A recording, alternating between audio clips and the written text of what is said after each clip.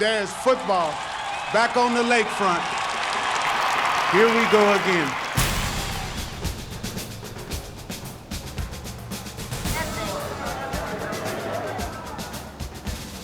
This is the new story of the Cleveland Browns, whose return in 1999 is a triumph for Browns fans everywhere. This is a day I thought would never get here, and it's very hard to put into words what this means. The greatest day of my life! Where my junior dogs at? Let me hear your bark.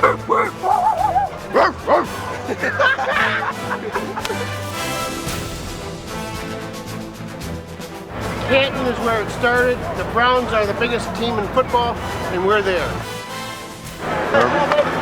I'm getting nervous for a game.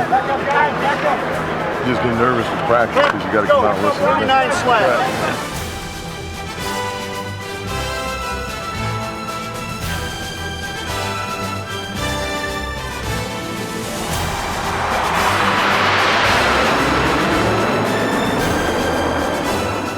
After 1,324 days, the Cleveland Browns are back in the game.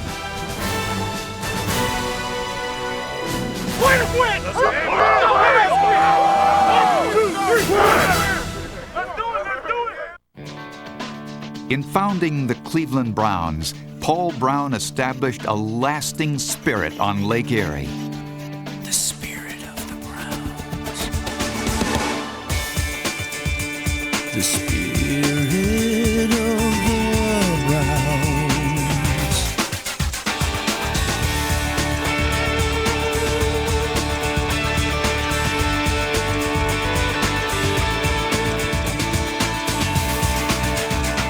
The spirit of the Browns. In 1946, in the aftermath of World War II, the Cleveland Browns were born. Their founding father was Paul Brown, an Ohio coaching icon who served in the Navy. These men had come back from the service. They'd been in a war. This was a picnic after what they'd been through. Coach Brown ran a tight ship and trained his men in meticulous detail, both on and off the field. His military-style training of mind and body would produce a post-war powerhouse that took the All-America Football Conference by storm.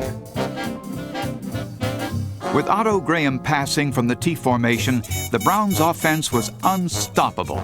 Cleveland fans would watch the Browns lose only 4 times in 4 seasons, going undefeated in 1948. In the span of 4 years, 4 championship flags flew in the Lake Erie breezes.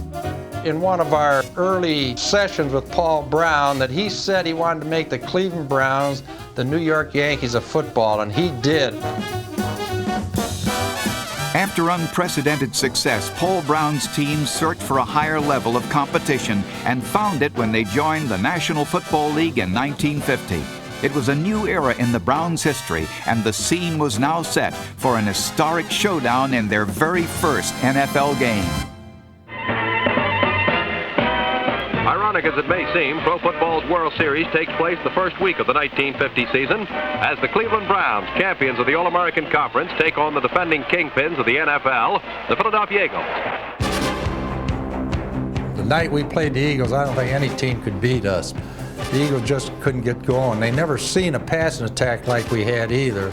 And that game changed the defensive strategies throughout the whole league. Paul Brown's sophisticated aerial attack scored 35 points on the NFL champions. We killed them that night, and we proved that we belonged. It's been called the greatest team debut in sports history. The Browns were dominating in their first season, introducing the NFL to their arsenal of Hall of Fame talent. With offensive stars like Motley, Graham, Gatsky, Groza, Lavelli, and a defense anchored by Bill Willis and Len Ford, they forged a path to the NFL championship game against the Rams.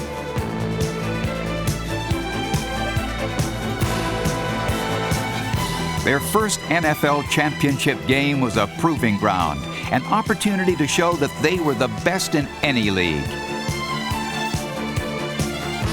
Otto Graham threw for 4 touchdowns and set up Lou Groza's legendary game-winning kick. 20 seconds to play now remain. Time for one more play with the Browns' reputation of being the best in football hinging on the outcome. Groza's field goal try was successful, and the Browns have entered another championship, this one a cherished conquest in the National Football League. The Cleveland Browns had proven that they not only belonged in the NFL, but in the history books as well. Paul Brown's system had become the standard of excellence in the NFL. But in 1954, it was the defense that stopped Bobby Lane and the Lions and helped Otto Graham take control of the game.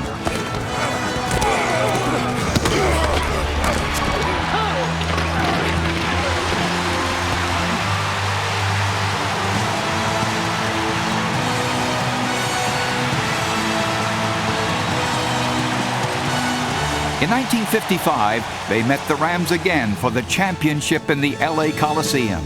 60,000 sun-drenched fans are here in the huge Los Angeles Coliseum as the mighty Cleveland Browns, defending world champions, come charging onto the field. It was number 14's final game. To celebrate, Otto passed for 2 touchdowns and twice carried the ball into the end zone himself. Graham steps over the line, the last touchdown of his glamorous football career. A great football career is ended. Another great effort by the fearless quarterback, and a grateful coach meets him at the sideline. When he got to the sideline, he came over to me and walked up and said, "Thanks, Coach." And I said, "Thank you too, Otto." That's all that was said. In 1957, Cleveland found a new hero when they drafted powerful Syracuse fullback Jim Brown. When we drafted him, I thought he was going to be a great back. It turns out that, for my money, he's the greatest running back of all time. Brown justified his coach's high opinion, rushing for record yardage and 8 consecutive rushing titles. Astonishingly, in the same backfield was Hall of Fame runner Bobby Mitchell. But despite a wealth of talent, Paul Brown and the team stopped winning championships. Then, in 1961, Arthur B. Modell purchased the team. It was obvious that there was going to be some conflict between the way Paul ran the ball club and the way Art planned to run the ball club. Paul had run it for so many years, now all of a sudden Paul had a boss, and it just didn't work. In January of 1963, the new owner made the decision that shocked all of pro football. The man Modell chose to replace Brown was Blanton Collier, a natural-born teacher with an innovative flair. Under Collier's command, his team responded, surging back into the NFL's elite. Jim Brown enjoyed his most productive season in 1963, and Brown's offense flourished. We had the quick strike ability in which I could go deep at any time, and we had the consistency with Gary Collins in putting the ball in the end zone. We really had an awesome offense. In 1964, Blanton Collier stepped out of Paul Brown's shadow and led the Browns to the championship game against the heavily favored Colts. We had become impassioned to play that ball game against Baltimore because really the press and everyone else got us up because they told us we didn't have a ghost of a chance. So we were ready. From the first snap, the Browns defense swarmed all over Johnny Unitas and completely shut down the Colts attack, resulting in a first half scoreless tie. In the second half, the great Jim Brown reeled off a run of 46 yards to spark the offense.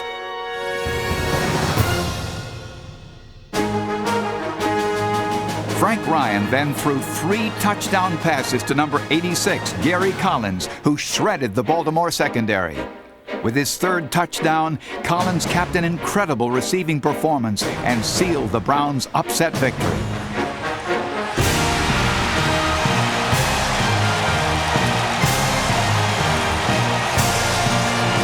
The team played with the skill and fire that defines a champion. With their first title in 9 years, the Browns had broken free from years of frustration and once again reigned atop the NFL. Jim Brown unexpectedly retired in 1965, giving an opportunity to back up Leroy Kelly. Him retiring at such an early age, going into movies, gave me the opportunity to be a starter, and I just took advantage of it. In the tradition of great Cleveland backs, Kelly wasted no time in launching a Hall of Fame career. He rushed for 1,000 yards in each of his first 3 seasons as a starter.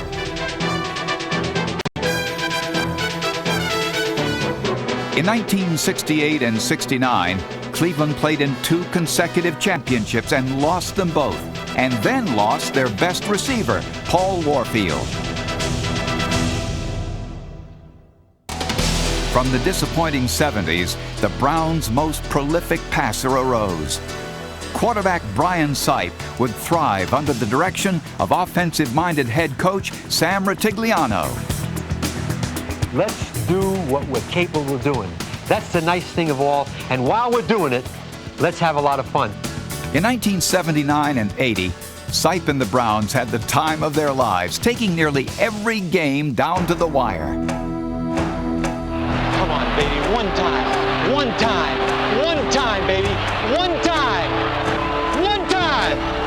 52 seconds to play. Oh, Lordy. Nothing is easy, is it? Sipe back to throw. He throws in the end zone. It is a touchdown!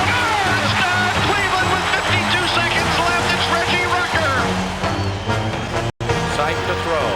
To Newsom, man. Touchdown! He got it to corner the end zone. The Browns have come from behind in one of the real thrilling football games you'll ever see. We just kept doing it week in and week out, and then of course the drama was great because it was showtime. People were excited about it, and no one ever left the stand. And I don't think it helped the concessionaires at Cleveland because no one ever got up to get a hot dog or go get a beer or buy anything. They just stayed there. They were glued. They had seatbelts on their seats. 80,000 plus cheering the Browns on. We're in sudden death. Deep to Rucker. He's open. Touchdown! It's over! Reggie Rucker, pass from sight. He wins the ball game. Much of the team's success stemmed from a profitable draft in 1978. Cleveland chose Hall of Fame tight end Ozzie Newsome, who would catch more passes than any NFL tight end in history. And Clay Matthews, who went on to start more games than any NFL linebacker ever has. It was just a magical time, to be on a team that could win and win in the fashion that they did. 1980s team will always be special to me. The 1980 team went 11-5 and ultimately faced Oakland in the playoffs.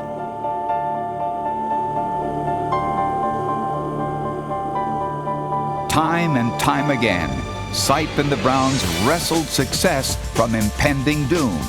This time, their luck ran out.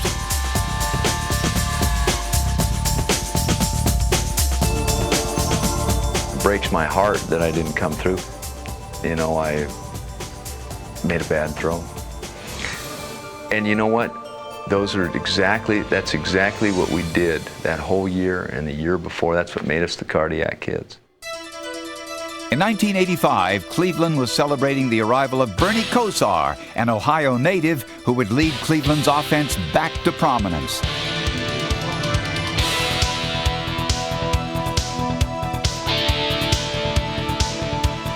The Browns' defense was the NFL's best, with Marty Schottenheimer at the helm.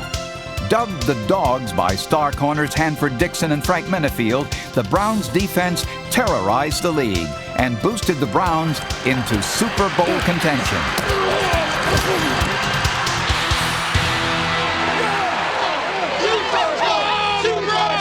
Super Bowl! There's a gleam, man. There's a gleam. Let's get the gleam. We've come too damn far. I'm telling you, to be denied. Let's go. Let's go. Motion, Weathers lined up on the right side. Kosar to throw. Swings it out. Fontenot has it at the 5. One man to beat. What a move. The end zone for a touchdown. Herman Fontenot on the trigger. What a deceptive move for a Brown score. Late in the fourth quarter, Cleveland had the game in their grasp, and only a legendary drive could possibly defeat them. The drive ended the Browns' hopes in 1986. But the Browns demonstrated a resolve characteristic of the franchise. Bernie and the Browns controlled the AFC Central and fought their way back into the championship game twice more, seeking postseason redemption against Denver. Hands up the Biner on the draw. Biner inside the 5 to the 4 to the 3 to the 2. He fumbles the football and the Broncos have it. Cleveland again fell to Denver in 1989. 3 championship opportunities had slipped through their fingers. If we win those 3 championship games, we win 3 Super Bowls. Because I didn't feel like the NFC had anything that could match with what we had on the field. And if we win 3 Super Bowls, then I see a lot of people on our team, I see their lives changing drastically. In the years to come, Cleveland fans would see countless personnel changes, including the dismissal of quarterback Bernie Kosar. And though the fans had seen 3 coaching changes and only 1 playoff appearance in 6 years, nothing could prepare them for what owner Art Modell was about to do. In 1995, the curtain fell on this storied franchise.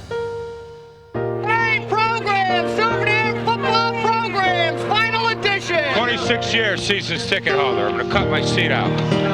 26 years, man. Sad day. Sad day.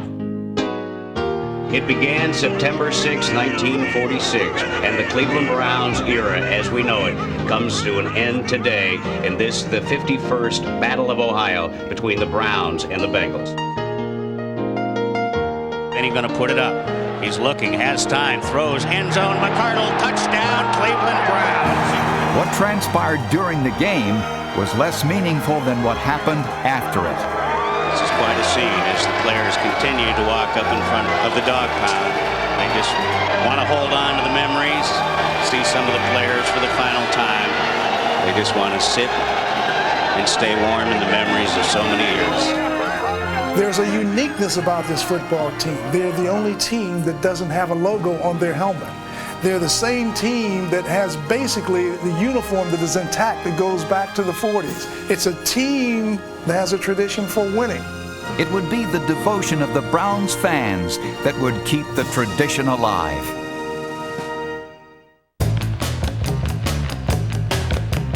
For 50 years, the ancient stadium on Lake Erie would house some of pro football's greatest moments. And for those same years, the walls of Municipal Stadium would encase a stable of fans with a loyalty and passion unequaled throughout sports.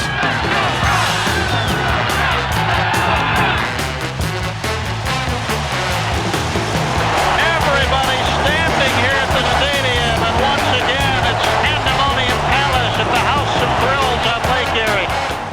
I'm not sure there are any group of fans that have the tie to their franchise, to their team, that rivals what's here in Cleveland. It rises to a level of a religion. From all Browns worshipers evolves a sect of rabid lunacy which makes each home game a display of fanatical creativity. From that breed of fan comes the Dog Pound, a ferocious pack of bleacher hounds who transform Cleveland into the league's greatest home field advantage. While never pretty, the relationship results in a mutual admiration between players and fans. These people literally bleed for this team. We had a losing season, and they still was selling the stadium out. We left here, and the fans was crying, and I saw how sad it was and how much they loved their football. The outcry from the Browns' departure to Baltimore echoes from Lake Erie to Park Avenue, prompting the National Football League to take unprecedented action. The Browns franchise remains in Cleveland. The history of the franchise, every aspect of the Browns franchise from the day it was founded with Paul Brown as the coach in 1946, which includes Otto Graham, Lou Groza, and Marion Motley, Dante Lavelli, Jim Brown, Brian Sipe, and so on, that remains in Cleveland. What has been done has been done. and it has now been rectified. We have received our redress. The voices were heard, and unlike any other city, the league has never put so much effort in going back to a city as it has here. This was a triumph of the fan. This was a triumph of commitment, of faith, of dedication, of refusal to be beaten and to allow something that was precious to be taken away from them.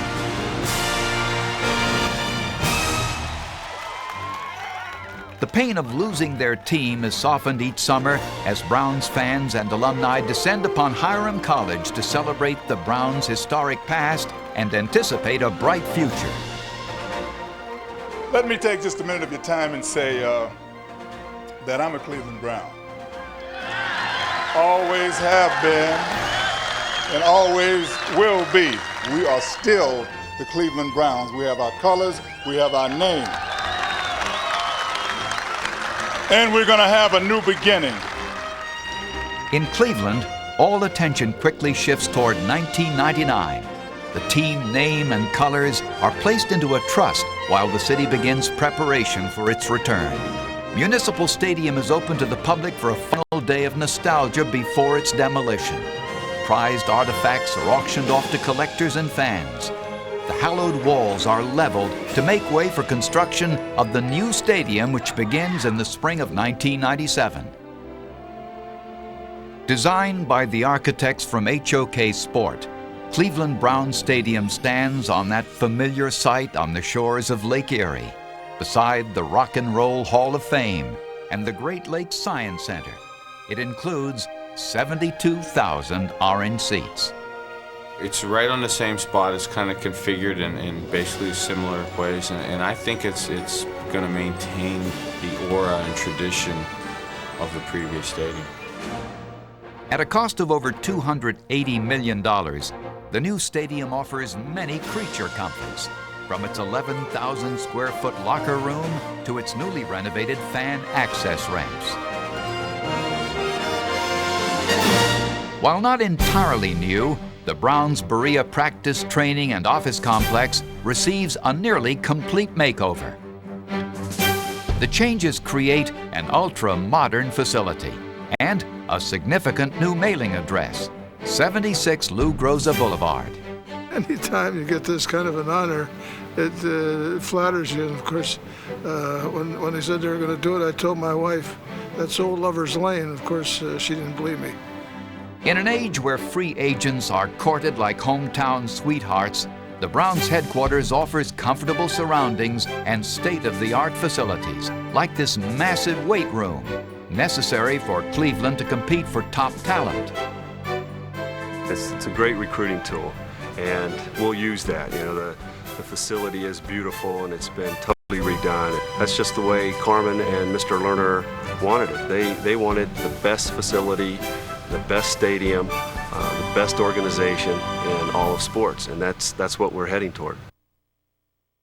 The membership voted unanimously after more than 5 hours of discussion with one abstention to accept the offer of the Lerner policy group. So Alfred Lerner, Carmen Policy, will be the new owner of the Cleveland Browns. You leave out my wife's MasterCard and from the equation, it's the biggest check I've ever written by a lot. With Al Lerner's bid of over $500 million, the franchise is placed in the hands of Ohio native Carmen Policy, who in 15 years with the San Francisco 49ers was part of 5 Super Bowl champions, establishing himself in the process as the game's premier architect. Here I am with the best job in America, with literally a dream that's come true in every respect. It could not be any better. First decision, you don't change the logo, you don't change the colors. Al Lerner was adamant about not changing anything that reflects that great tradition. After the initial euphoria subsides, Lerner and Policy have just 10 months to build their organization. I have to tell you, at one point in time, it became overwhelming. And we honestly thought it was an impossible task.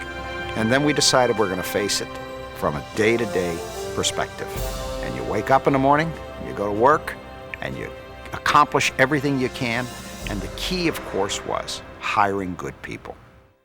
This morning, I am pleased to report that we were able to finalize an arrangement which secures Dwight Clark as the Director of Football Operations for the Cleveland Browns. In Clark, policy hires a familiar face, who in 9 years as a 49er receiver is best known for the catch which would launch a dynasty. Rolling out the right, looking toward the end zone, throwing under pressure, throws his pass, caught by Clark! Clark got a touchdown! Dwight Clark has it! It's a touchdown for the 49ers! After a stellar playing career, Clark moved to the 49er front office, directly under Policy's wing. Ideal training for his new assignment. We are getting him as he approaches his peak. And he's proven it, even in the first draft. And he's proven it in the kind of team that he's putting together with his staff. And he's loving this in the same way that I believe he loved playing the game. Carmen is the best at what he does. I believe, I know Carmen believes, and I do too, that Dwight Clark is the best at what he does. And hopefully we will get as close as we can to that caliber throughout the organization. The Browns front office quickly becomes a collection of first-rate administrators. Player Personnel Director Joe Collins and Marketing Director Bruce Popko served under Policy and Clark in San Francisco, while General Counsel Lol Hennigan and Business Manager Bill Hampton were hired from NFL headquarters in New York. Looking outside of football, Policy hired Communications Director Alex Martins from the NBA's Orlando Magic. Treasurer Doug Jacobs is a 33-year veteran of Arthur Andersen Accounting. Kofi Bonner, the former Chief Economic Policy Advisor for the City of San Francisco, is named Chief Administrative Officer, while former U.S. Secret Service Director Lou Merletti is named Director of Stadium Operations and Security. That's kind of unheard of. You don't have people in football going outside of football to hire someone to talk about football. And we've done that right down the line. The number one thing was we were looking for an offensive-minded head coach.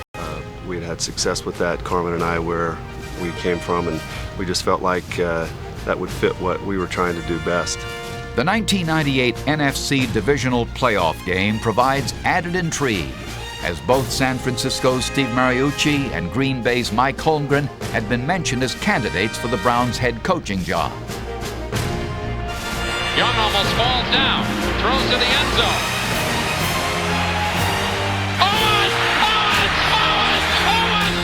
In the wake of Terrell Owens' dramatic catch, Mariucci signs a long-term deal to stay in San Francisco, while Holmgren heads west for total autonomy with the Seattle Seahawks.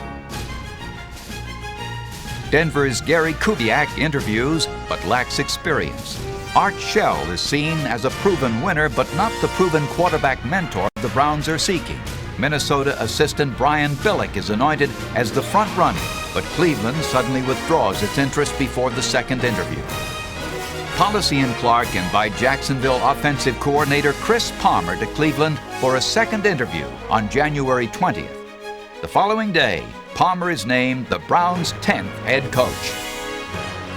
We found the right man for us at this time by not stopping short, by not thinking to ourselves, why go through the extra steps and why go through the extra process? He bought into this special situation here in Cleveland. He saw it as more than just a head coaching job. Today, we have a group of alumni which really tells us what they really believe about the Cleveland Browns. I'd like those guys to stand up because they're what it's all about. Could you guys just stand up? He saw being part of the Cleveland Browns, especially at this point in time in history, as some kind of a special voyage, a special journey, almost like a crusade. Palmer's signature is developing quarterbacks, from Brian Sipe and Doug Flutie with the USFL's New Jersey Generals to New England, where he tutored Drew Bledsoe. Palmer is renowned as an offensive master. In Jacksonville, Palmer was credited with the development of Mark Brunell, who blossomed into a star during Palmer's 2-year tenure.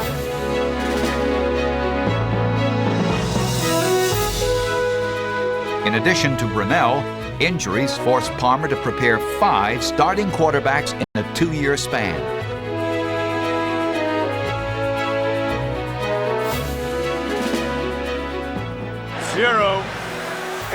Chris Palmer, I think, is the perfect coach for the situation. First of all, Cleveland hasn't had an offensive coach running the Browns in 15 years. In this day and age, with quarterbacks being the central figures, this is the first quarterback expert that's been a coach of the Browns ever. I think one of the real essential elements of a coach, and I think what we're excited about, is being able to have a good teacher. Teacher. I like to teach. Where was he? You thought he was favored? I thought he was on the edge, just going to the numbers. Okay. If he's in the middle between the Y, you don't want to take it. Okay. He wants to be anywhere from 1 to 2 yards on the top of the number. Okay. If the corner collapses, then you go back outside. He's disciplinarian, yet, he's not a drill sergeant. He's very honest, very frank, very upfront with the players. Obviously, in our meetings, he never raised his voice. And as soon as you walk on the field, Let's go, everybody hitting and running, let's go. He's got that deep voice, so when he's jumping somebody's tail, everybody knows it. You gotta know the plays. You can't just ask your coach and not know what the play is in the huddle. You hear his voice all day long. Take pride in what you're doing, let's go. Over everybody else's voice out there on the field. Stay up! Stay up! Sometimes if you close your eyes, you can probably see Parcells doing the same exact thing. When we're on the field, there's an urgency that has to take place in trying to get taught what we need to be taught in the period of time that we have. I'll always wonder if we're ready because of the 6-month period. I took the job January 21st, and 6 months later, the rookies are coming in July, and 2 weeks later, we're on the field. Good afternoon. Good afternoon, ladies and gentlemen. Welcome to the Canton Civic Center.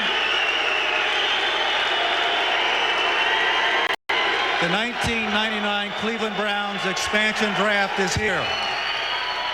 The Browns will select 30 to 42 players from a pool of 150 NFL veteran players. The time is here, and the Browns are on the clock. With no competition for the available talent, Cleveland is free to execute a predetermined draft strategy. Cleveland Browns take from the Detroit Lions Jim Pine, center from Virginia Tech.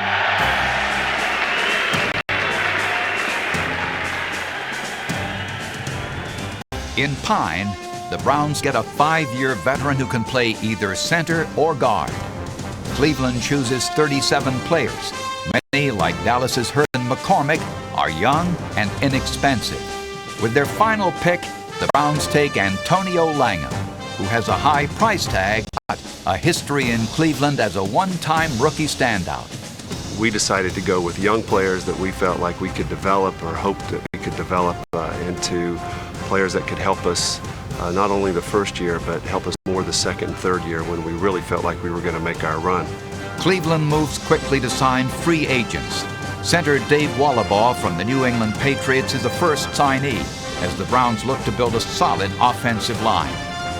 In the next 3 weeks, Cleveland signs veteran tackles Orlando Zeus Brown, number 77, and 14-year man Lomas Brown, number 75. Along with Pine at guard, 4/5 of Cleveland's offensive line is now set. If everything comes together like I think it can, this will probably be the best offensive line that I've been on.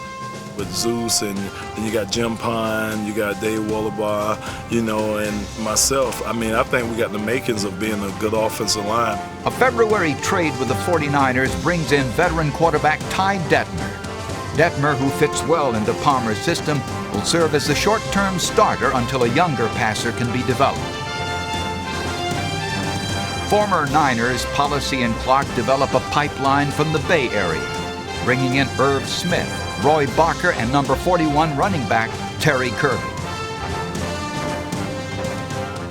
I guess, Dwight Clark, brought in a lot of personnel from San Francisco, and people, it always seems like whenever a new coaching staff comes in, they try to bring in players that they know, and you know what you're getting from a front office standpoint when you're You bring in players that you've had before on a team, and so it's no different here. In signing Chris Spielman, the Browns wagered that a neck injury and a year away from football did not diminish the 11-year veteran's considerable skill at middle linebacker. I will play without hesitation. And if I do hesitate, then again, I will walk away and give the money back and say thank you for the opportunity. Cleveland signs over 600 pounds of defensive tackle in John Yurkovich from Jacksonville and Jerry Ball from Minnesota. You have defenses based on, pretty much who you're going to see. And in this particular division, you have, a run control type of division. Well, with Jerry and I in the middle, you get a lot of beef. And you got two guys that have been able to play the run pretty well for a long period of time in the NFL. We're bringing big people in to stop big people. You've got Jerome Bettis, you got Freddie Taylor, you got Eddie George.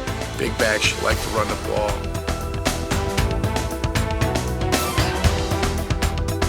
Tapping one of the league's top defenses, Cleveland brings in end Derek Alexander and cornerback Corey Fuller from the powerful Minnesota Vikings. Cleveland also adds ball-hawking Ryan McNeil to bolster the secondary.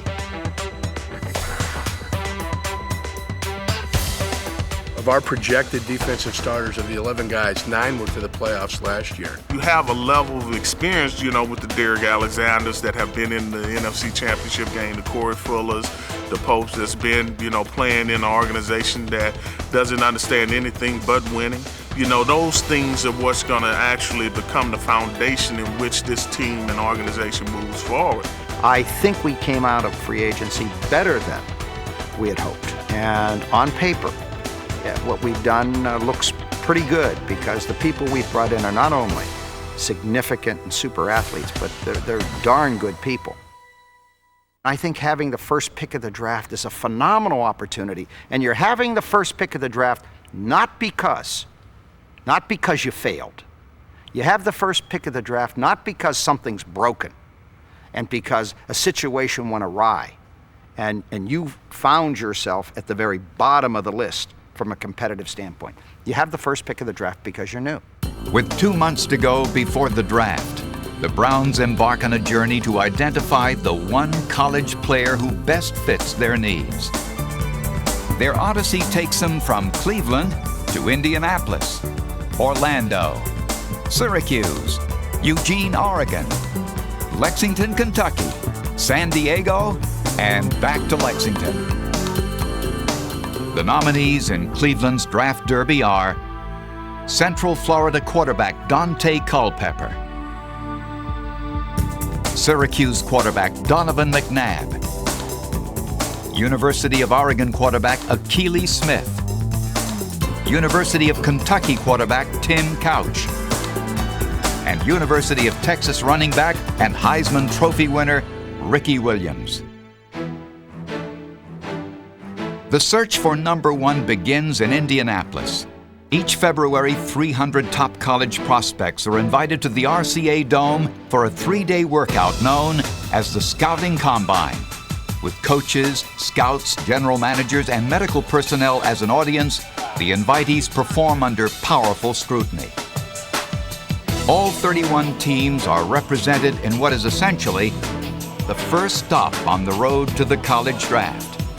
Behind a cloak of tight security and with a virtual who's who in pro football looking on, players are prodded and pinched, tested and timed in order to evaluate draft day inventory. The Cleveland contingent includes members of the Browns scouting department, Dwight Clark, Director of Operations, and head coach Chris Palmer. Their mission: to assess the potential of this graduating class in what has become the Super Bowl of pro scouting. Well, the Combine gives us an opportunity to look at the players in a general setting. We start off with the medical exam. We get a comprehensive evaluation of them medically.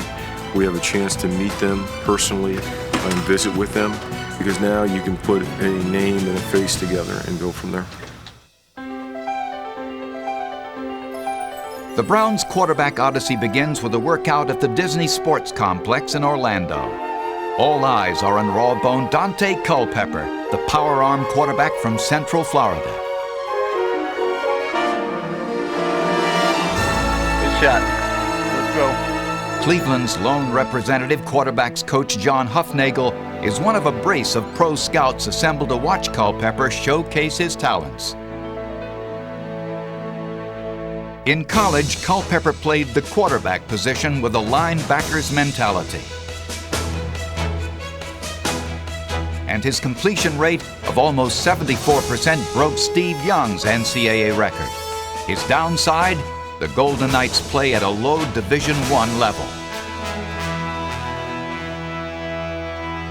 Watch your stride, D. Watch your stride. Keep the shoulder open. Hey, you work at your pace, okay? We got hours. Central Florida's head coach is Mike Kruzak, who played in the NFL as Terry Bradshaw's backup with the Steelers. The former quarterback is both coach and father figure to the youngster. They were asking me, Coach, how would he do in the snow and rain and cold weather? I said, well, I know how he do in the rain, and it don't bother him a bit. Reminds me of Bradshaw. I said, I can't tell you how he do in the snow. He never played in it. He never had to do it. Under the scrutiny of John Huffnagel and other scouts, Culpepper undergoes an exacting regimen. 247. His broad jump covers 10 feet 4 inches, and for a man measuring 6'5", 247 pounds, he easily aces the agility drills. His biggest challenge is the 40-yard dash. For in the NFL, speed rules. All you gotta do is relax. He's blowing them out. Good start, good start. Come on, pick him up, pick him up. Pick him up. Culpepper stuns any detractors with a startling time. Pretty good time, 4.5. Good job, man. Good. That's plenty fast enough for y'all, isn't it? So a very fine athlete throwing the football.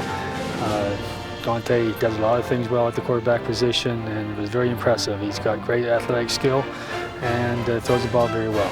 Nice touch, nice touch. Good throw. I felt pretty good. Got most of my throws in. I feel like I can hit 95, almost 100% of my throws.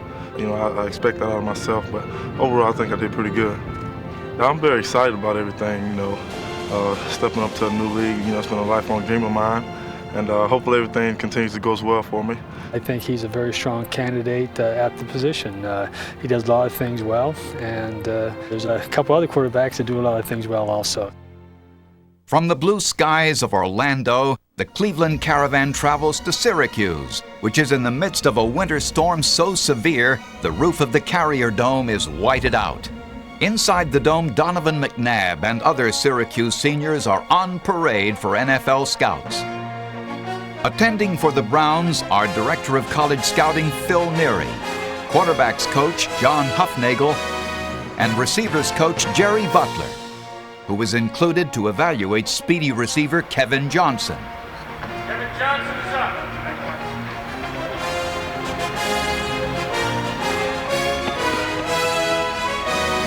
Johnson impresses by flashing a 4.240. But the prime focus on this wintry afternoon is Donovan McNabb, a collegiate superstar in the quarterback-rich class of '99. At Syracuse, McNabb played an option offense that allowed him to improvise on the run. Because of it, some scouts are wary of his pocket mechanics and instincts. There is no question, however, about his pure athleticism and rifle right arm. McNabb is one of the most decorated athletes in the annals of the Orangemen. At his workout, McNabb, who started every game in his college career, demonstrates a 35-inch vertical leap and a 40-yard dash that surpasses expectations. What does Donovan usually run, do you think? 4.5? Yeah. On this day, Donovan runs it in 4.4 seconds. I felt that I did a pretty good job. What I want to do is just come out and open up some more eyes and, just aware them of my speed and just show them that I can throw the ball consistently. Well, I felt very comfortable just talking to Coach Palmer and the rest of the coaches. To be a part of that organization would definitely be special. And if they make the decision, I'll be happy.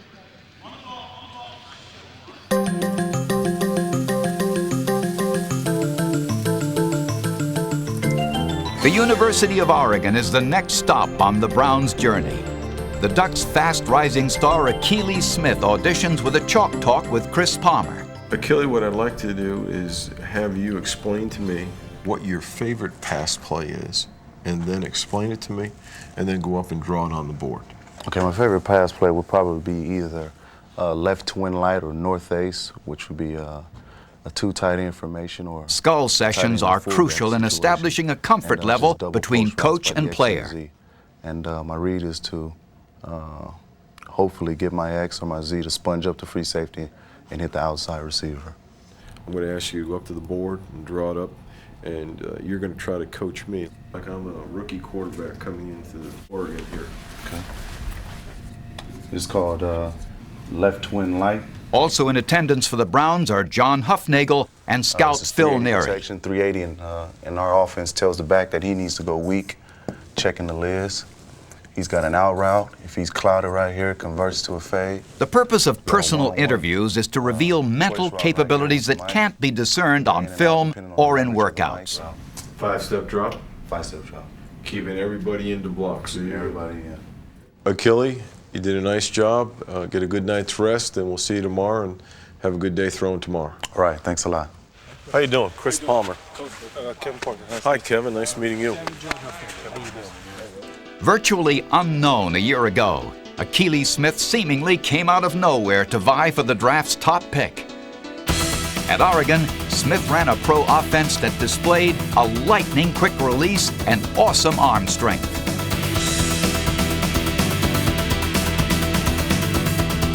In his only season as a starter, Smith blossomed. His signature spirals cutting cleanly through the northwest winds accounted for over 3,700 yards, 32 touchdowns, and only 8 interceptions.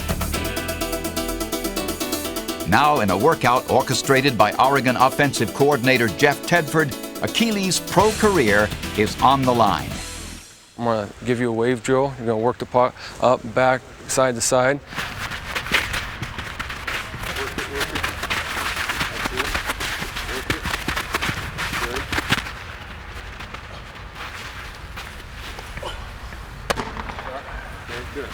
Coaches, you need to see more backfield routes. 2 more. You got a 986 and a 996. This is what a real workout's like right here.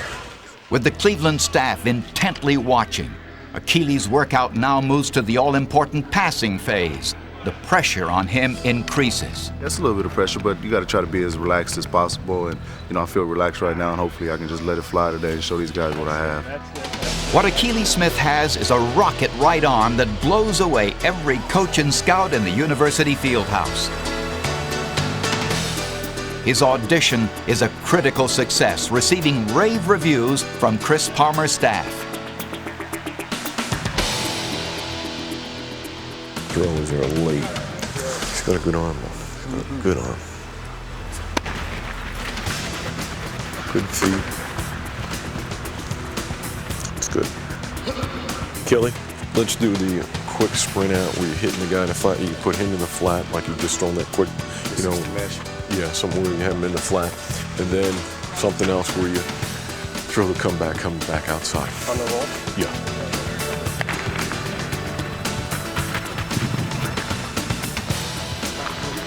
He's got good sized hands, and his ball has a lot of RPMs on it, so it'll fight through the wind pretty easily, I feel. With this stunning display of air power, Smith soars over Culpepper and McNabb. Palmer tells Achilles' agent he is now chief challenger to Tim Couch as the Browns' first pick. It comes down to a 2-horse race, and then probably we'll come back and bring those guys in to visit with us and go from there. Good job. Chris Palmer. Nice meeting you. Nice to meet you. Thanks for the work today. No problem. He should take you to lunch at least. All right? Tired? Definitely. Huh? Hey, little bro.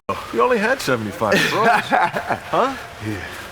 Did a good job. Thanks. Did a good job. Worked up a sweat, so it was at least worth coming out and getting the throws. Yeah, that Friday I had Monster help me out, but... Is that right? Yeah, I was on my own today. Did he do all right? So that was pretty intense. Huh? 75 throws, not bad. All right. Good job. Okay. All right. Keep in touch. All right. All right. Thanks a lot. And if there's anything I can do, holler. Okay. And I'm sure that we'll have you out to visit Cleveland and just keep throwing and keep getting stronger. working on your feet, jumping rope and stuff like that, and being good trained. I saw a very athletic young man that threw the ball extremely well. He's got a strong arm.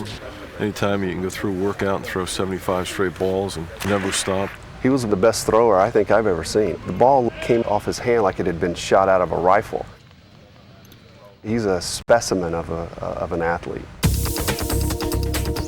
The University of Kentucky is the next destination. At the Wildcats training facility, Tim Couch goes under the microscope. See, that was one of the reasons why you didn't have calluses on your arm, on your finger. Looks like we got a 90s. 96, we got a curl. You know, we were talking about drafting for that reason. You know, if you didn't make it as one, you could always make it as the other. After watching films with you, I think that 94 is probably your favorite route. So if you wouldn't mind, if you could go to the board and tell us a little bit about it. You have your one-on-one interview with the quarterback. You try to find out an indication of his football intelligence, what he sees on the field, how he reacts on the field, what's his explanations. First read is right here. I'm looking at him. If he gets a depth off the ball and takes away that, my eyes will come straight backside to try to hit the dig in this window here. Is this something you liked in third down, or was it something that you... Yeah, this was our big third down play here. Okay. 6 o'clock tonight? Yeah, 6 o'clock. Do you want me to come and pick you guys up? Or? Right there. We're staying there. Oh, you're at the Marriott? Yeah. Oh, okay, perfect. I mean, you're by, we're flying. All right.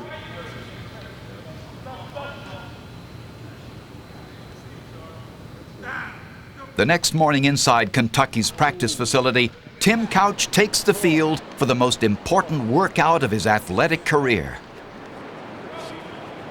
Yeast and Coleman.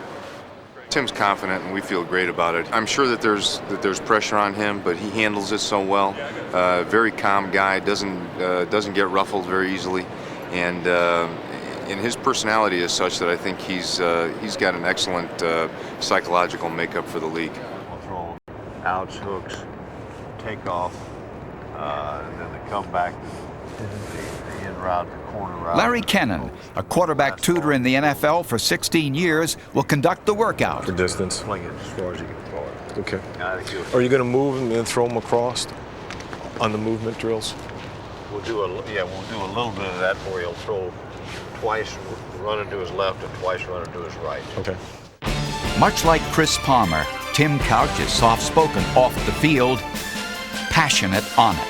Biggest game of the year. Let's go! National TV. It's what we live for. Here we go. Couch drops. They pick up the blitz. He's throwing deep over the middle. Open Yeast. 25, 20, 15, 10, 5. Touchdown, Kentucky. It's our game now. Hey, it's our game. Hey, you can't beat a champ. You can't beat a guy that don't want to lose.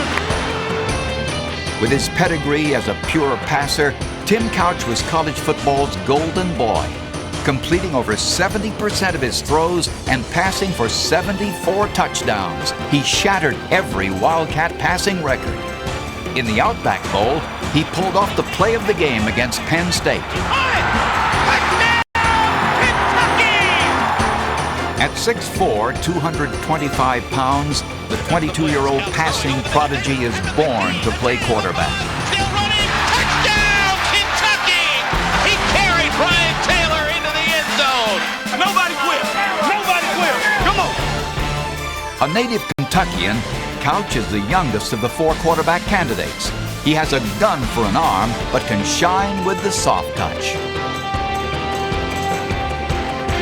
Kentucky, Couch looking for Yeast, throwing for Yeast. Touchdown, Kentucky. They can't stop the Deuce. We'll pick that up. Hal Mumme is the Wildcats' head coach. The young quarterback flourished under his system. That guy, I seen him coming from behind. You had the curl open though, didn't you? Yeah. State shows blitz from that side. Here they come. Couch throws for the end zone. Coleman, touchdown, Kentucky. To the left. Couch for the play fake. Looking left. Now he'll roll to the right. Still looking. He's going to run. He's across the 5. Goes for the end zone. He's in. Touchdown, Kentucky. And here they come. Kentucky picks it up. Couch rolling right. Throws as he is hit for the end zone. Caught. Touchdown, Kentucky. I don't believe what I just saw. With Tim Couch at quarterback, the spectacular often is commonplace. No for the end zone. Caught. Jimmy Robinson caught it. Sensational throw from the deuce. Great players make great plays. At the University of Kentucky, the man wearing the deuce proved he's a great player. Now, at his workout in Lexington, he has to prove his potential to be a great pro player to an audience headed by Dwight Clark. He is joined by head coach Chris Palmer, director of college scouting Phil Neary, and quarterbacks coach John Huffnagel. One area of concern is the grip Couch used during his collegiate career. Chris Palmer suggests a change. At Kentucky, the quarterback developed the habit of grasping the ball with his fingers above the laces. His grip during his pro workout was no different. He's moved his hand back on the ball. If my hand is the laces, okay? So you should be here, and now he's dropped it here? Right. Yeah, I used to hold it like that. I had it up here. Now I got it a little bit over. He's changed his grip. You could see that he changed his grip a couple of times as he was throwing the ball, but that's just a question of throwing the ball and getting comfortable and getting into a rhythm, and I think that he can do that. The second question concerns his arm strength. Palmer and Clark scrutinize every rep. How many passes do you think he's thrown? I don't know, 30. Is he getting any stronger throwing the ball? Is he getting any stronger throwing it? Couch throws 49 passes. Many flutter at the end. Couch ends his critical workout uncertain it's good enough for him to be chosen number one. Very nicely done. Thanks, Coach. I appreciate you coming in, Yeah. helping me out like that. That was excellent. Trying to muscle it there a little bit at the beginning, huh? Yeah. Did a good job. Thank you. Good job. Appreciate it. Good. How'd you feel? Felt good. I missed a couple out routes to the left. I was pressing a little too hard on it. But the last one was a little better. Good. How much you weigh in at today? About 228, 230. Good. You knew we were going to make you work for that dinner last night. Oh, I know. You should have had dessert now. That's right. Thanks. Yeah, Hard work. thank you. Good job. Appreciate it. Nice job, Tim. Thanks. All right, anything else come up? That's about it. Okay. Did a good job. Y'all hit it back? Yeah. All right. Be in touch. Okay. Call me if you need anything. I will. Thank you, Coach. I'll be talking to you. Okay. If anything comes up, give me a holler. All right. We'll go from there. All right? Thank you guys for coming. Thank you. Okay. Thanks. Thank you. He's a great competitor, and if he stays healthy, we're going to be able to watch Tim win a Super Bowl like John Elway did or something. He's a guy who loves the game. He'd play the game even if there wasn't an NFL and there wasn't anything after college. Tim would be the guy that worked at the factory and got everybody together in the afternoons to play on a vacant lot somewhere. He loves football, and he's going to be great for football. At first, I was pressing a little bit the first couple throws and didn't get as tight a spiral as I'd like, but then I relaxed and really threw the ball pretty well. Hopefully they was impressed with what they saw, but if not, then hopefully I can get another workout scheduled and try to prove myself over again. Indeed, the Browns were not impressed. And Chris Palmer talks to the youngster's agent, Tom Condon, about the need to arrange a second workout right before the draft. When I walked off the field, I knew I wanted another shot at it because I knew I could have played better and knew I could have thrown the ball a lot better. I think that there was some concern. I think that the first workout did not go as well as it should have gone. I don't know if we were disappointed, we weren't blown away. And you look at him and you talk to him and you love him, you watch him throw, and he struggled a little bit that day. I don't think he was in great shape that day, which was a little surprising to us. So it causes you to doubt just a touch. Now we have to just go back and digest all the quarterbacks that we've seen and try to come to a conclusion. In San Diego, Ricky Williams' eagerly awaited workout is attended by over 70 coaches and scouts. Got a few people come out today, huh? I think Colt's got 7 guys here. Just 12 days remain until the draft, and though the Browns prefer a quarterback, a great workout by Williams could thrust the Heisman Trophy winner into their plans. Williams is a bruising back who could continue Cleveland's legacy of great runners like Marion Motley, Leroy Kelly, and Jim Brown. At Texas, his almost 6-yard average carry set an all-time NCAA record. the Browns' choice will be either Williams, who desperately desires to be the first pick, or one of the 4 blue-chip quarterbacks. I think you win with all 5 guys that they're talking about in the first round. Just how you want to do it. That's the thing. But I don't think you can win in this league unless you have a quarterback. Absolutely. You really don't know whether you're successful or not until the guy's career is over. Right, that's exactly right. Whatever happens, you're going to get a great player. If it would be cleaner, that was the only thing you'd hope for. These coaches or backfield coaches or directors that want to work this young man out, we'll work him out here on the field, get that out of the way, and we'll go up and get the height and weight and the lifting up in the weight room. Okay, Ricky, you're their mercy. Williams' draft stock has been falling, and his time in the 40 is critical. No rapid starts. Give us a chance to pick up your hand. When your hand moves, the clock goes. If you get a crappy start, you slip on the start, you stop and come back.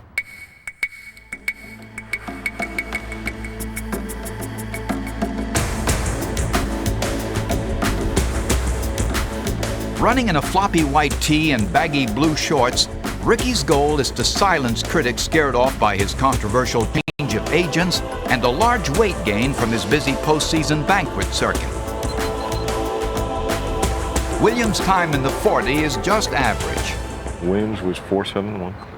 So I keep going, right? Start right there. Ricky runs the 20-yard shuttle, All the way through. then moves to the receiving drills. They're important to scouts because his hands are suspect. What do you think about his hands? He's decent with his hands. It's what they ask him to do. He hasn't been asked to do it. But here's a guy that's a baseball player.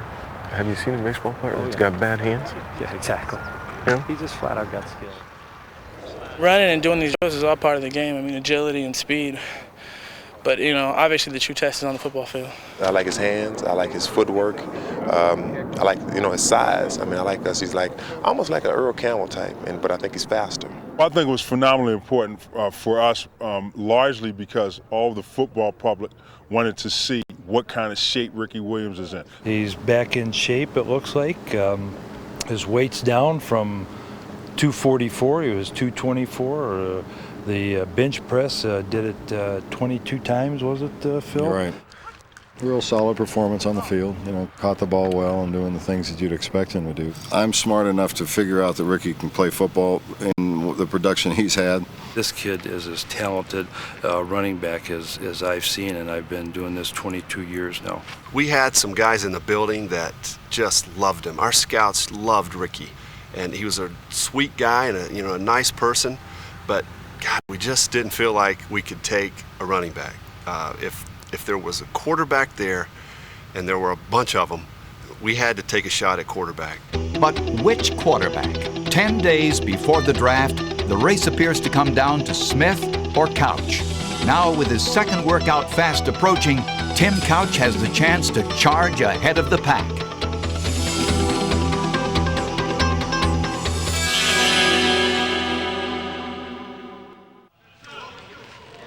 Six days before the draft, the Browns returned to Kentucky en masse. We went down to Kentucky approximately a week before the draft, and Chris Palmer conducted a workout at Tim Couch, and all of our guys were there, and Dwight was able to interact with him, and Al Lerner and I were there having lunch with him. I think it was extremely important to me. The first workout wasn't my best effort, and the second one was pretty strong, and I think they were pleased with it, and I was pleased with it. So now, I felt I've done all I can to be the first pick, and now it's just up to them. He was more natural in the second workout. He had changed his mechanics a little bit, and I thought he was much more comfortable in the second workout. The reason is Couch has successfully changed the grip he used in college. When I was at Kentucky, I held the ball at about where the knuckle is right here, and it wasn't getting much rotation coming out of the hand. I explained to him that I thought he could get more RPMs on the ball by doing it this way. He just moved my hand back and down a lace to about this first joint here, and it really got the ball just spinning. A lot more rotation off the hands. I think that he's throwing a much tighter spiral with more RPMs on it, and I think it's helped him immensely. Yeah, I noticed a really big difference. The spirals are a lot tighter, really driving the ball, on the out routes, the curls, and the comebacks, and all that kind of stuff now. So it's really helped. With an awesome 90-minute display of stamina and tight spirals, Tim Couch erases the doubts prompted by his disappointing first workout. Once he realized that he didn't perform up to standards, he got himself in shape and was really outstanding at the second workout.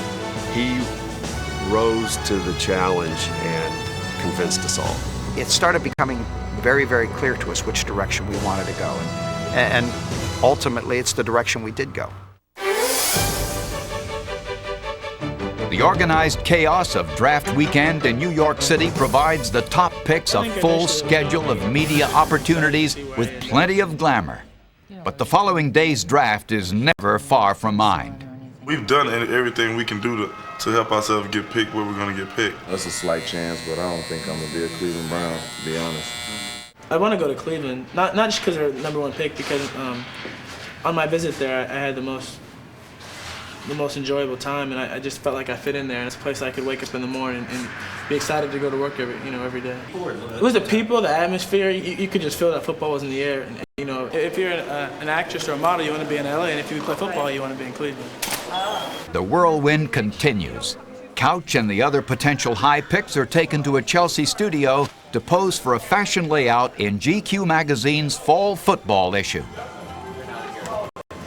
In the exotic environment of high fashion, Akili Smith, Dante Culpepper, Donovan McNabb, Ricky Williams, and Tim Couch strut their stuff. This high-powered group of 5 quarterbacks and a running back also helped launch the league's new magazine, NFL Insider. Former quarterback Boomer Esiason is MC. Tim's outstanding career in college will be followed by a great NFL career. Yes, Tim Couch.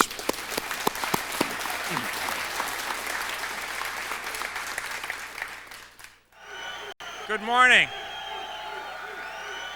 Welcome to the National Football League's 64th Annual College Player Draft.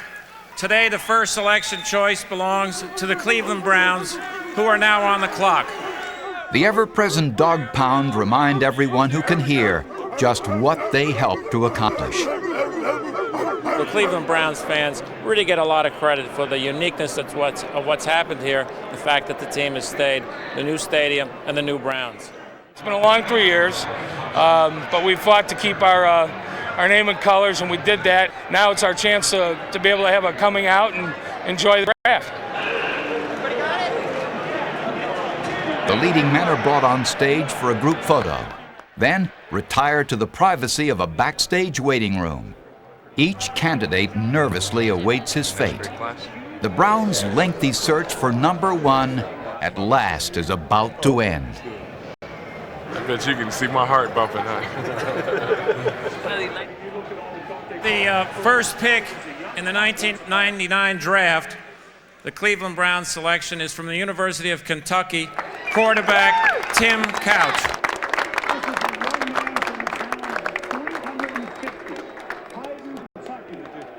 I was still feeling a little nervousness in my stomach. I just wanted to hear it called and get it done. And it's an amazing feeling. It's hard to describe the emotions that go through.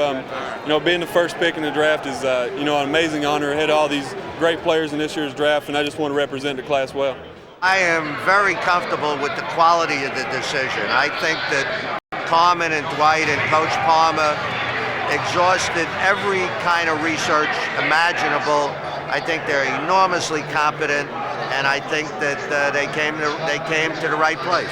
Well, I think they had to pick a quarterback, no doubt about it. Hopefully he'll do as well as Bernie did, and we're back. We're back, baby.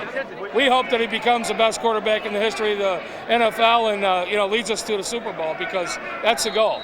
#1 pick in this year's draft, Tim Couch, quarterback from Kentucky, now a Cleveland Brown. How's it feel to be the first pick? Couch displays his usual calm aplomb amidst the unending onslaught of radio and TV interviews and print media press conferences. Then at 1:45 p.m., on the most important day of his life,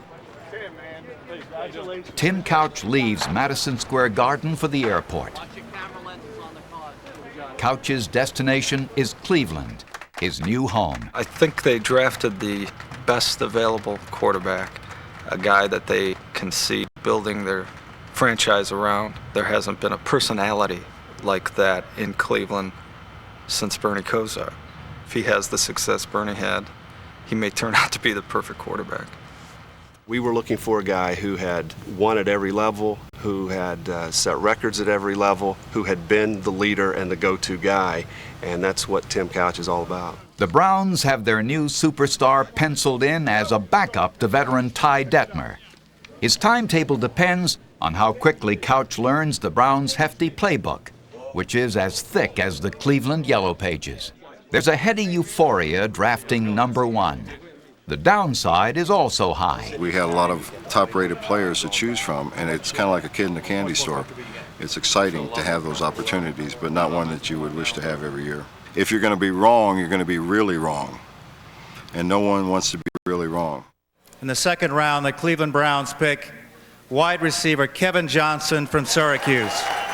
Didn't take Tim Couch, the number 1 pick, long to go up to the Cleveland War Room and lobby for a wide receiver. Here he is talking to Chris Palmer and Dwight Clark and saying, hey guys, let's get a wide receiver in here. In the second round, they go for Kevin Johnson, the wide receiver out of Syracuse. Told him, what I knew about Kevin. I'd worked out with him a couple months before in Florida. Just told him he had great hands and, he was going to come in and work hard. With the drafting of Johnson, Couch now has a deep target at wide receiver. I liked his speed. A player of his caliber with his speed fits right into our program. Second down, McNabb wants to throw, pump fakes. Now he scrambles, buys some time. He throws in the end zone, touchdown, Kevin Johnson! In his senior year at Syracuse, Johnson set school records with 60 catches, 894 yards, and 9 touchdowns. His superb burst and acceleration earned him first-team All-American honors. Recently named a starter, he projects to be Tim Couch's go-to guy. And that's good, both of them coming in at a very young age, that they can kind of grow together, make their mistakes together, learn each other's style. Me and him were kind of learning on the run together, and but I think in the future, as we start to learn this offense, that we can be a really good connection. Usually where there's a good or a great quarterback, there's usually a good or great receiver nearby.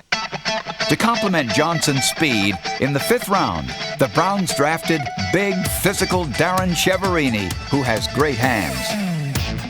Darren is someone that can work inside as possibly a third receiver. He's a very strong kid, and he runs about a 4.5, but he actually moves within that 10 to 15-yard area a lot faster than most defensive backs would probably have thought. Very, very strong, intense type player. This Browns draft class of '99 has to learn to crawl before it walks. One rookie who's lucky to walk at all is Madre Hill. Recently signed to the practice squad, Hill has shown game-breaking quickness to the outside. At the University of Arkansas, he was sometimes spectacular, often hurt. Hill missed 2 entire seasons due to major knee surgeries. But in his final year at Arkansas, he appeared to have regained both his speed and cutting ability. Watch right in here. Look at his quick feet. Bang! You can see him just turning around. Kenny Woods just turning around, reaching for him. You're going to see Kenny Woods come up, and he just freezes him right there. That quick little stutter step. Flashes of 1995 is Madre Hill. You remember that outstanding year that he had? Madre Hill could still be a factor for the new Browns.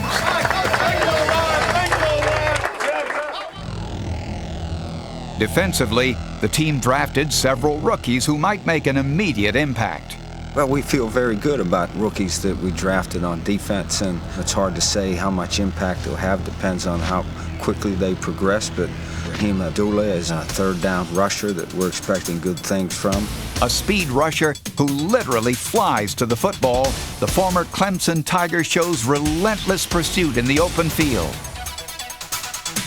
Marquise Smith is a big hitter. He's a guy that every year has gotten better at Cal. Very physical, knock people down. Marquise Smith really delivered a sting. Oh, wow. With the running backs that we have in this division, we have to have a safety that can make some tackles. Marquise Smith is another rookie to keep an eye on. Big physical guy, does a nice job tackling and filling the lanes, and intimidating people. Also, we drafted Dalen McCutcheon from USC. Small, great athletic ability. His dad played in the NFL, does a nice job playing bump and run, playing man-to-man defense. He'll be able to come in maybe in some dimes and nickel situation and cover the slot receiver for us. He's a guy that started the last 39 games in Cal, and that's excellent football. He's a guy that, very easily could go in and play in the nickel situation. He's got cover ability, so we're very pleased to have him. With the loss of Chris Spielman, Virginia's aggressive Wally Rayner becomes the Browns' starting middle linebacker. Wally Rayner, I think he'll definitely have an impact on him. He's a high-energy guy and seems to have a nose for the football. Those are the guys right now that we feel may have a real impact for us. One of the players that we were involved with in free agency said, hey, is this going to be more like San Francisco? Is it going to be more like Jacksonville? And my response to him, it was going to be more like the Cleveland Browns.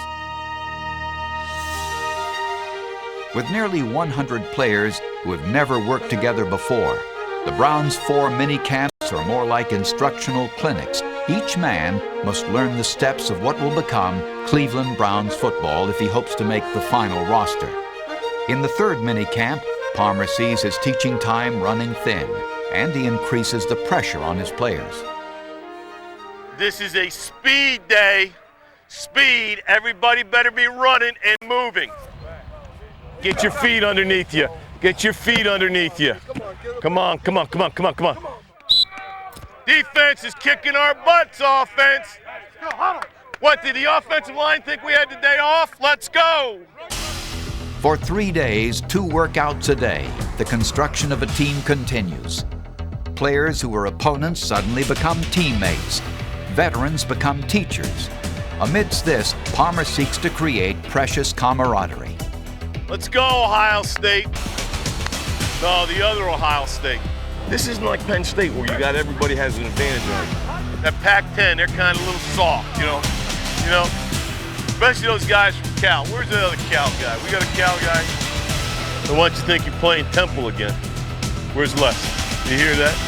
Tight ends, if we could get open today, would be greatly appreciated by the quarterbacks. Quarterbacks, red zone, everything happens faster. You cannot get it out of your hand quick enough. 1, 2, 3, stick it. Sooner, sooner, quicker, quicker. 1, 2, 3, 4, 5. Okay, how deep is that? Get through it. Get through it. You have no idea where you're going with the ball. You have no idea. You can't look there and come back here. That's an interception in this league. Okay? Make your decision. As you're dropping back, make your decision. The passing game is Palmer's primary concern on this day, as he spends his morning refining the routes of a singular post pattern. We want both guys to come up like this, so now there's confusion on the post and the flag. Drive, drive, drive, drive. Get me to come to the post. That's it. Sooner, sooner. Same group, baby. Just stepping too far inside. What do you want? Come here, Irv. Just drive right up, boom. More flatter. Still stepping inside. Come here, tight ends. You guys are coming up in tandem about 3 yards apart. 3 yards apart. Boom. Now, I'm the safety right here on you. He comes in, and you're right off his butt. Go, go, go, go, go. That's good distribution. Good job. Much better. Okay? All right, just a couple things. Now, you guys have selected 8 guys to represent you. Lomas Brown, Corey Fuller, Chris Spielman, John Yurkovic, Jerry Ball, Terry Kirby, Ty Detmer, and Chris Gardecchia. Okay? So those guys will form the council of eight individuals. They have accepted the responsibility of making sure that we perform up to our ability and go from there. Okay, Lomas, break them down. Here we go.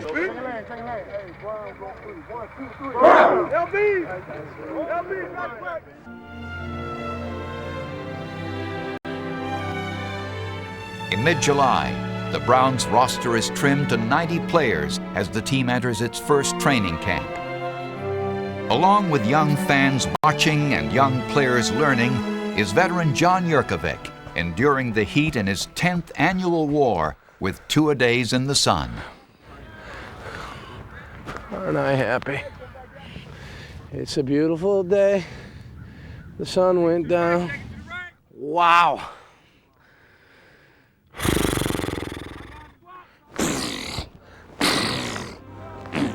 All the way back to the cone.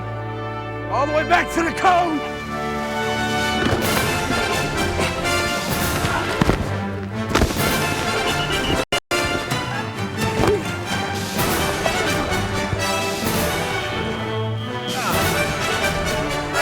Damn it, don't kick me. Nice ball. The intensity of battle is heightened as the players must learn the Brown systems as well as their new teammates. What's up with you trying to jump on me? I trip over Wallball's legs and you come flatten me. Yeah, I went in and we hooked arms. Yeah, I knew you went in. And then I was trying to get around and then you went doof. Well, my hands run, yeah. I'm like, oh my God, that hurt. Even more painful are the mistakes of a young team, which Coach Palmer hopes to extinguish over 57 practices and 5 preseason games. Stay after him. Don't let up. It's not good enough. That practice was not good enough. Feeling sorry for ourselves, not pushing ourselves. You got to get through this. You want to be champions, you want to go to the playoffs, you got to work. You can't have that crap that we had today. Break them down, Jerry. Hey, quit sucking, you guys. Focus on 3. 1, 2, 3. Focus!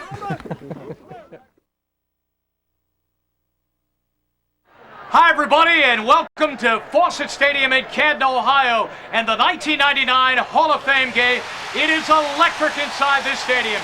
It's the welcome back to the playing field as the Browns are back in business, and what a sight it is to see an overflow crowd to welcome them back to the playing field. The wait is over, and Browns football is back underway. Hey, we know what it's all about. It's about winning. Let's go win on 3.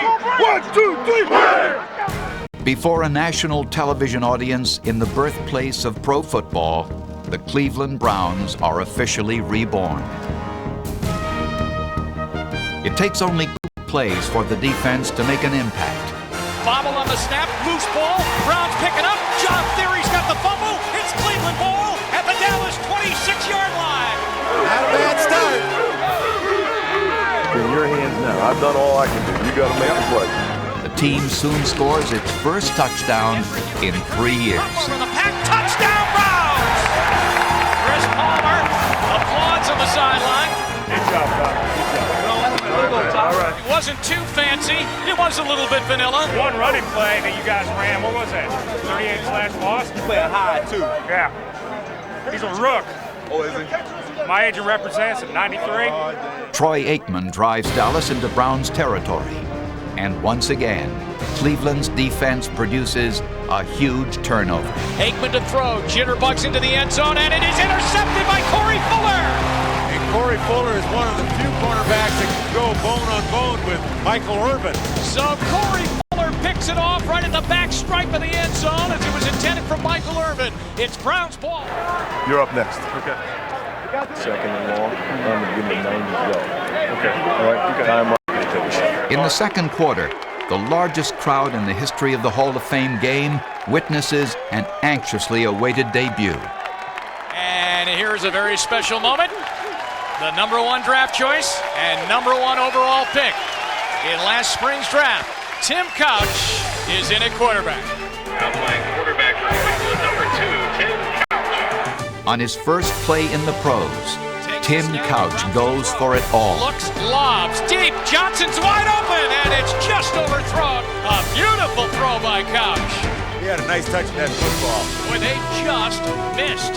And that's going to be a connection that we'll look for in the future. Johnson and Couch. You rushed it. Just slow him off there. Just get into a rhythm and try to throw from that standpoint. Yeah. And then in that situation, slow. Okay. I don't want you getting broken up. All right? I'm going to break somebody. A-slot line 76. All go. Hanging up there. Couch drops back to pass. Protection's good. He's going for it all. Johnson's there. He's got it. Touchdown. What a throw. Off the fingertips. Tim Couch to Kevin Johnson. Right on the button. How do you think Dwight Clark feels right now? #1 to #2. Beautiful throw by Couch. Great adjustment by Kevin Johnson on that throw. Boy, Couch looks good. Way to work, Couch! Way to work, baby! Under bright lights, the Tim Couch era begins with a bang.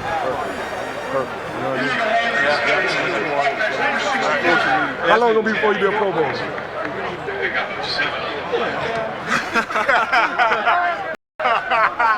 In the second half, the offensive fireworks continue, ignited by a gang of precocious rookies. Come on, KJ!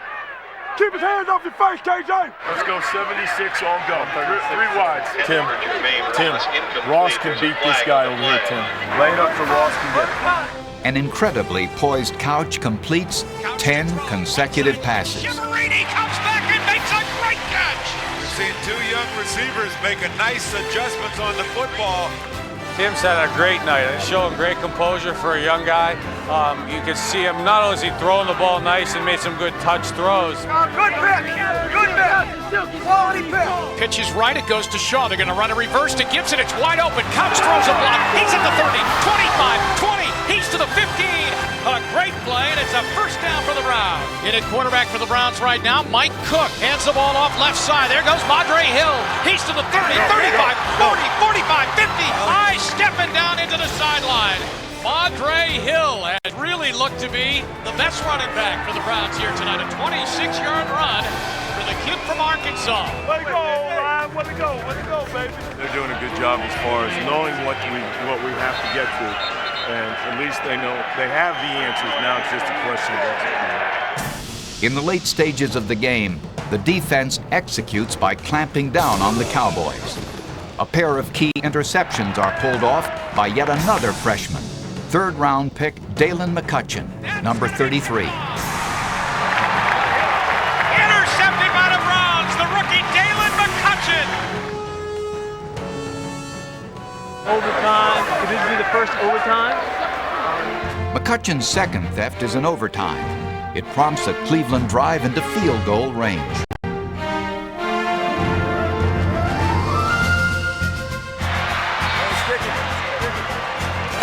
Now we're about to end this game right about here. Let's go ahead and end this game.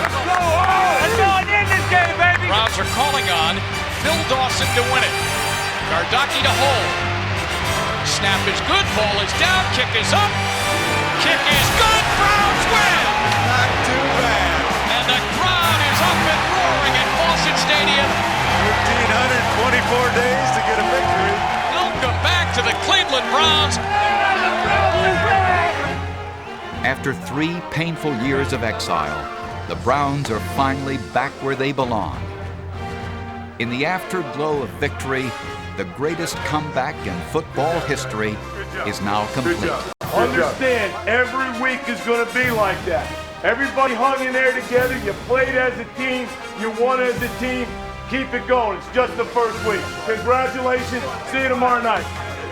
These fans have waited for a team for a long time, and for us to come out and get a win on our first game on Monday Night Football against the Cowboys is a great accomplishment for our team. First win has to be the greatest feeling. It's like your first love, you know. And I couldn't be happier for the way we started the season.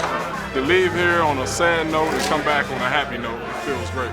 In the organization, to get this up and going in 6 months, it's a tribute to everyone within the organization. It's hard to believe that we actually just played a game. We've been waiting for it so long, and then just like that, it's over with, and we're back in the NFL. 2 weeks after the win over Dallas, the Browns are dealt a shocking blow as team leader Chris Spielman suffers a neck injury and announces his retirement from the NFL. We're all football warriors. You have to accept your mortality as a player, and my mortality is today. I told Stephanie if I ever got helped off the football field, then that would be the end of my career. It has been a pleasure for me to coach him. It's been fun. He's told me he's learned a couple of one-liners.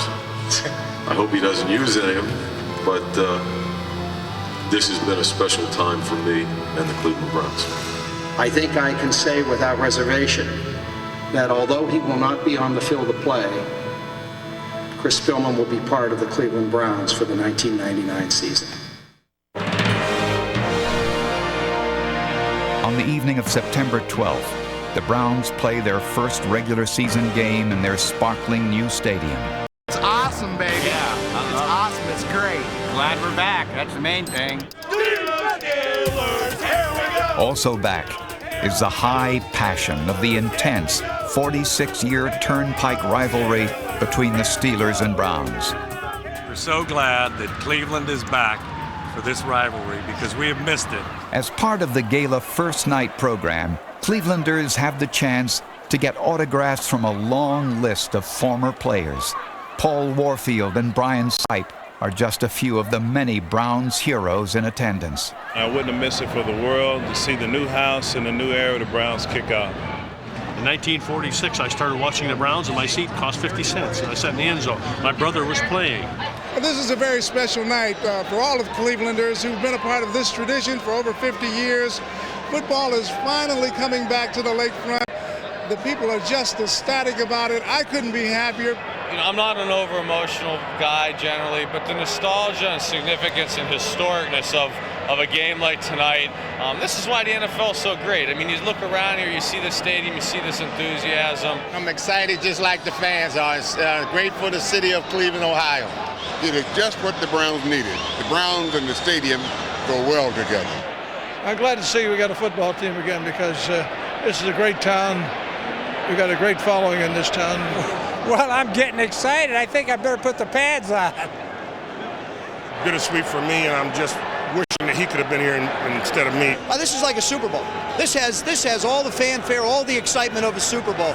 To know that the Browns and the Steelers get a chance to go at one another again, it's like a reunion of sorts. It's like going a little bit back in time. It's been a long time since the Steelers and Browns have played a game.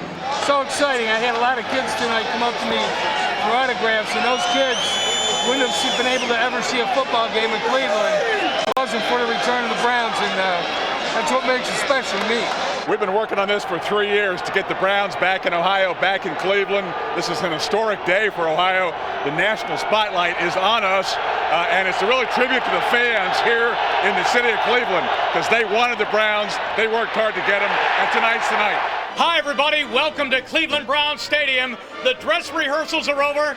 The wait is over. And what a scene here at Cleveland Stadium. Fireworks going off. I want to send a message to everyone who ever made fun of Cleveland. A message to anyone who ever told a Cleveland joke or laughed at a Cleveland joke.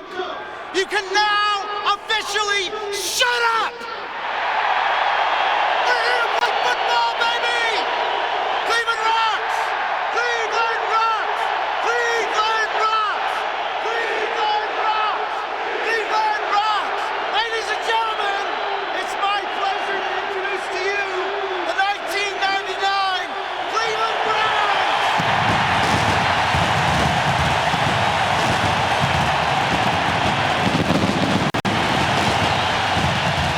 Just minutes before kickoff, each Browns Hall of Famer is personally greeted by Chris Palmer. Thanks for coming, guys. Thanks for coming. Thanks for coming. I'm dead! Hey, no mistake about it! We're Brooklyn at! We're Brooklyn at! We're Brooklyn at! We're Brooklyn at! This is what we worked for since March. This is your chance to do something special. Let's light this place up!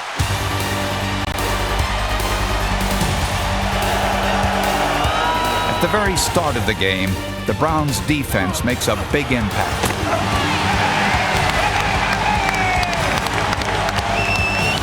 Pittsburgh's initial offensive series gives Cleveland fans their first and only highlight of the evening. Looks like it's going to be 4th and short. He said it looks like 4th and short. Hammer! Defense! Come on, Browns! 4th down, an inch at the 22-yard line. They need to get near the 21. Stewart keeps it, gets belted, gets pushed back. Browns home and get the ball back. What a great defensive stand. Despite the stellar goal line stand, Chris Palmer's game plan is poorly executed. Shotgun for Detmer. Here comes the rush. Detmer's got time. Throws down the middle. It's going to be picked off by Chris Oldham. Oldham to the 45, and he's ripped down at the 40-yard line by Terry Kirby. We'll get it back. We'll get it back. We'll get it back. We'll get it back. That's our fault. That's the offensive fault. Let's go. That's all me. Get it back. That's all me. All right. That's all me, Roy. We're going to get it back now. I'm saying, so I might have to call the zest just so I can get your man, because when you get him like that, if you want, you come behind me and go inside me if you want. 99 is the back, so you block 99 because it's a 4-down line. See it? See what happens? That's 99. So all that is a 4 down. The home team's longest offensive play is only 19 yards. Sideline, it's caught by Shepard out by midfield. And the defense constantly arrives a split second late.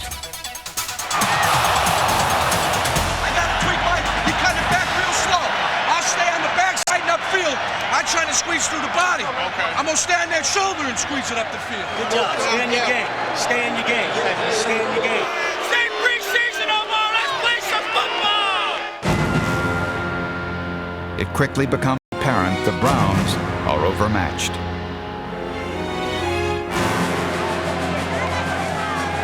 Good job. Good job. Good job. Keep going. Good. Keep going. Hey. Go back now. Good job. Good job. Hey. Good job, baby. Good job, baby. They're about to put number 2 in.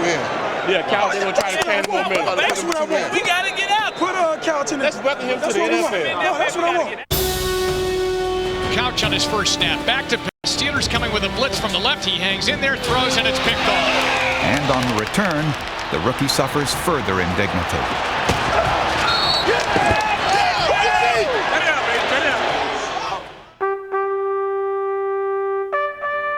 After a 3-year absence, the new franchise had merely 8 months to prepare for this season debut. But no one is prepared for the magnitude of this defeat. The Browns as a team are simply overwhelmed. Keep the faith. It's not going to be a Super Bowl season, but it's going to be a nice, solid foundation season. And we'll get the ball rolling in a couple years, man. Don't worry about it. We're going to have growing pains. We're a young team. We got some young kids. Once we're down the road about 2 years, ladies and gentlemen, here comes the new Cleveland Browns. Patience, perseverance, trust, love, affection. It's their children. It's the city of Cleveland's children. Love them, nurture them, and hope they grow up and make you proud. The Browns leave the field on the short end of a very high score. But on this long-awaited evening, there are no losers. For in this game, the fans of Cleveland won. It was great, when we walked out in the field, the fans embraced us the way they did, the fireworks and things. We just really felt honored to be a part of this, new Browns team, and the fans just show us love. I mean, regardless of what we do, they show us love. Getting the Browns back was very, very important. I think that Pittsburgh was probably the second city to be disappointed when the Browns left, and we're very happy that they're back. We had a 4-year hiatus, and it's nice, man. It's a lot of history between these two teams, because of the proximity of the cities, and it's just nice to be back here in Cleveland. More for the fans than the players. I think the fans really deserve a football team, and they're happy to have the Browns back. Well, we were definitely excited, as a team, and I know the fans were really excited just to get the Browns back, and it was a great time, and we just wish we could have went out and had a better outcome to the game. I think we're definitely going to improve. I think we don't have anywhere to go but up, and I think we just got to put this game behind us. Move on. It's a long season, and I think we can still accomplish the things that we want to get done this year. We just got to put this one behind us and move on.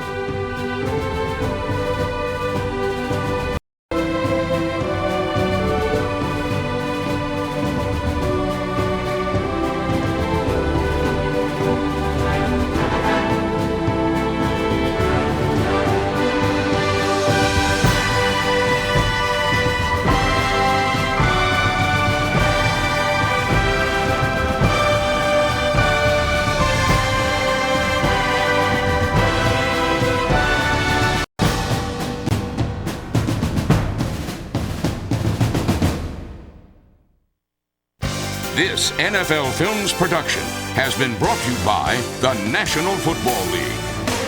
The NFL is online at www.nfl.com.